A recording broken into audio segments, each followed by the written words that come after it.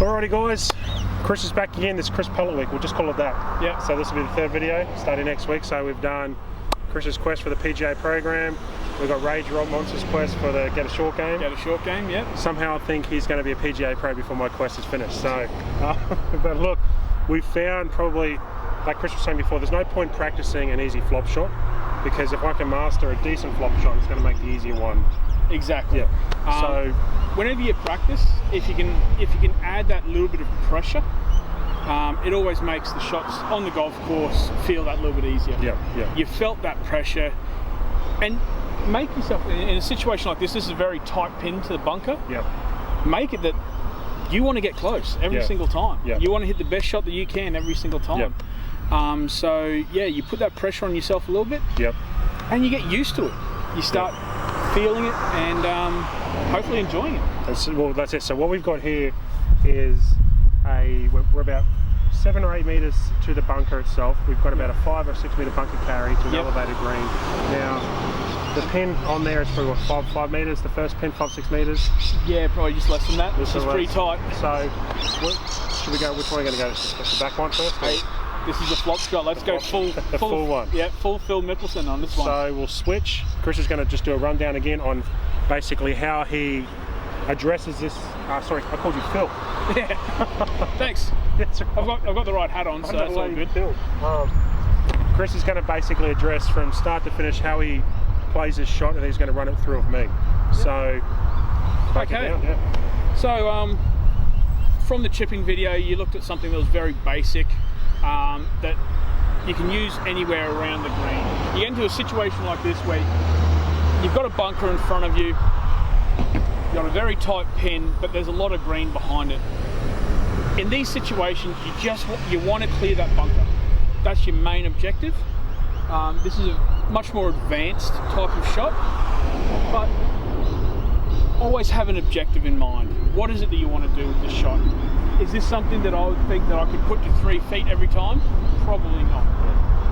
I'm not that good yet. But I want to make sure that I'm putting next. Yeah. At absolute worst, I'm putting next. So, the flop shot,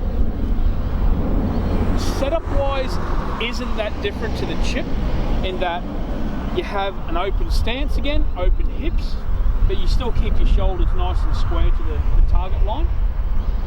And then, instead of having the ball back of center, you want it basically off the inside of your left heel. You want it forward, and you have the shaft basically perpendicular with the ground, pointing straight up. Yeah. You don't want to lean forward on this type of shot, and you don't really want a lot of lean back either. Now, if I could quote you, I never knew this, but you said you're letting the club's loft do the work. Exactly. I used to generate the loft by moving myself around and doing all these things. I didn't realise till you showed me that one time. It made so much sense. Charlie just been seeing me play these flop shots now that I've never played before, because I would sit there and try and manipulate loft, and before I know it, I've knifed it. Yep. I didn't realise now, but I'll let you finish, but it was just amazing. Once you told me how to let the club you do the loft, it changes the game. Exactly. We've both got 60 degrees here, so we've got lob wedges. You can play this shot with a square golf club. Basically, you're using the maximum amount of loft that the club's going to give you, which is your 60 degrees. But you're not having the ball back in your stance where you're making a descending blow. You're having the ball further forward in your stance where you're really brushing that ground. By doing that, it adds the maximum amount of loft without you having to manipulate the golf club yet. Manipulation gets a little bit more advanced when you start opening the club to add more loft. But I'll show you both ways. So for this one, keep a nice square club face. Stance, once again, slightly open. Have the ball off your inside left heel. And all you want to do with your wrists is you come into the ball and you want your hands to be on top of the ball at impact. They're not cupping, so you're not behind the ball, and they're not pressing forward. So I fell into that habit of dynamic loft by letting the wrist flick through it. Yeah, and whenever you start with a neutral position and then you try and add loft later, it adds so many more variables to the shot that you just can't control it. Yeah. So with this one, you got your hands on top of the golf ball, and you just want to clip that grass and put it straight in the bunker. But it's, yeah. It happens. Yeah. So we'll try that again. Neutral, ball slightly forward and off the inside left heel. There we go. And it's in the bunker. It's a tough shot, but to me, it's a tough shot. But we have found like the toughest shot. Yeah, exactly. So this is not. Yeah. This isn't your basic golf shot. Yeah. So we'll try that once more. Okay, I want to be on the green and I want to putt. So let's stop getting cute on it. There we go. Yep. You do that, you're putting for par. Yeah. So I'll just show that again. We're not opening the golf club yet. We're not manipulating the loft. We're just letting the club give us the loft that it can. So off the inside left heels, ball slightly forward, and the open stance still. And a nice neutral, hands on top of the ball. There we go. Perfect. There you go. Now, unlike the other chip shot before, we were letting the shoulders turn, the hands and the wrists. We're using a bit more wrist here. You can add a little bit more wrist. You need the club to be traveling a little bit quicker. So yeah, I'd say once you start getting past probably about a quarter of the way back, the wrists are naturally going to break a little bit. You don't want to get very wristy on this. Once again, adds a lot of variables. So just let your wrist naturally hinge on the way back. You come through impact with the hands neutral on top of the golf ball, and you just let everything follow through. Okay. Still trying to keep that kind of hold off position through impact. Yep. All right. Okay. See how we go. And if you don't have a lob wedge, this is you still hit the 56 like this. Your standard sand wedge you can still use in this situation. Yep. Okay. So more towards the front. Yep. More towards the front. Feel like it's just off the inside of your left heel. Yep. Slightly open. Yep. You can be as comfortable, whatever makes you comfortable in this shot. If you like to stand really open, you just want to make sure that your shoulders are still square to the target line. Okay. So, yep. So now I'll put the club down. I'm letting the club shaft. Is that all right? Yep. You want it pointing basically straight up. No lean on it. Yep. That's perfect. That's perfect. So it should be kind of in line with your belt buckle. It should still be off because you're playing the ball forward in your stance. It should still be off your left thigh. Your left. Okay. Yeah. Now with the weight again, weight matter? Or? Yeah, you can still do that 60% forward, just to try and keep everything the same. Yep. And then from here it's straight back, a little bit of wrist, come through. That's it. Beautiful. And once again, you get that nice clip. We need to finish on that. It's cut. It's the cooking show where we've already cooked it. There's a pre-cooked one right there. So, I prefer a more open stance. I know that's just being a bigger guy. Yeah. That's where you just want to feel very comfortable over this type of shot. You don't want to feel any stress in your body. You don't want tension. You don't want to build tension by being, pretty close, and then as soon as you come to impact, your shoulders almost want to stop. You want that open, nice, free-flowing stance, so the club comes through impact and doesn't slow down. For me, it's natural. I want it to sneak a peek before it even. And that's when you start topping it. And this is where you can try, really open that stance up and see if something like that makes you feel more comfortable. So now it becomes distance control. I've got to work on now, but I've never had the confidence. Like when I'm here, I just say to myself, all right, 90% of the time I'm going to be here for a bunker shot. So let's prepare for that and let's get the good bunker shot and move on. So it's... In this one, you want that in your mind that, okay, you don't want to be in that bunker, but you get that good mental thought of, okay, I want to be putting next. Even if I'm 4 or 5 meters past the pin, that's great. That's a fantastic shot because you're putting. So there we go. That's a nice setup. Oh. I jinxed myself on that one, yeah. Try and get. Give yourself a nice lie there. There we go. There you go.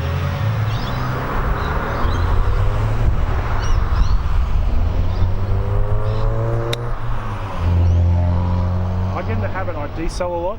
Yeah. And it comes with a habit, and I think it's not having the confidence to go through with the shot. Yeah. And I stab. That's my main habit I've got to break. And I find when I hit these good shots, I realise, well, I didn't decel. I let the club come through the zone. That's it. And hit that ball. It's like I'll go one more. Yeah. Any time you have a little bit of doubt in golf, it seems to be the club wants to decel. Yeah. Whether it's a putt, a chip, you're hitting an iron into a green, you tend to try and hit it softer, thinking that gives you more control. Damage control. But that takes away control. That's right. Especially, you're right, especially because you've got to get through the zone, you know? Yeah.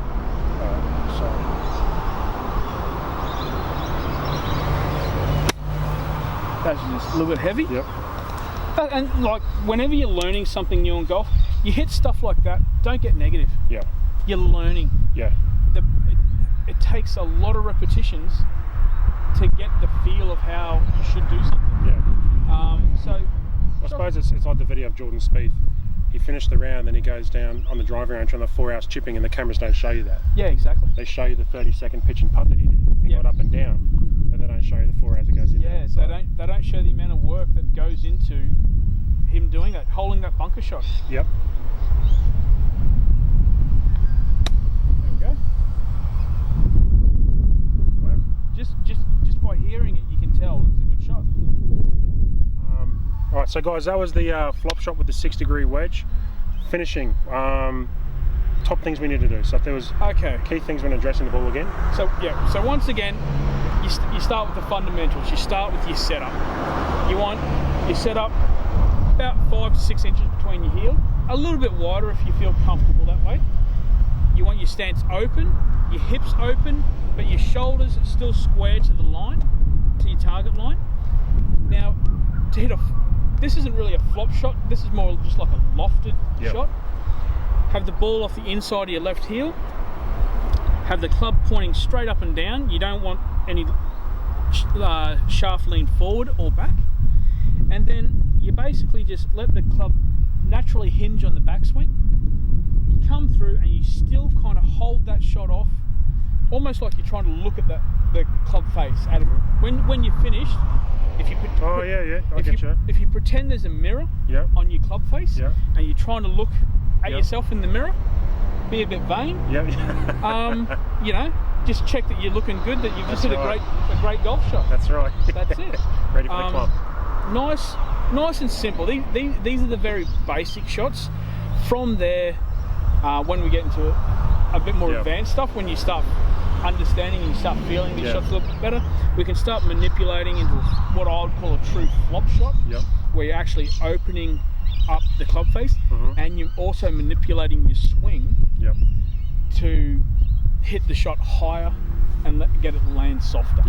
This is just a nice, simple, lofted chip. Which, let's face it, on a course, unless your course doesn't have bunkers, but on every course we're going to find ourselves in situations like these more often than we're going to need the true flop. You'll have a ridge, like a steep ridge going up onto the green, where in Queensland a lot of tabletop greens. You'll have bunkers, you'll have deep rough, stuff like that.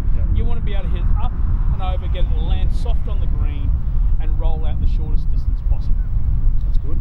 Yeah, so it's get you working on that for the next couple of weeks, mate. That's true, that's true. And the lofted chip. I like to call this the lofted chip, not the flop chip. That's what we call it, the lofted chip. Either way, it still looks like fairy bread out there, doesn't it? That's it. There's some sprinklings, there's a lot of golf balls on that green, which is right. Great. That's it.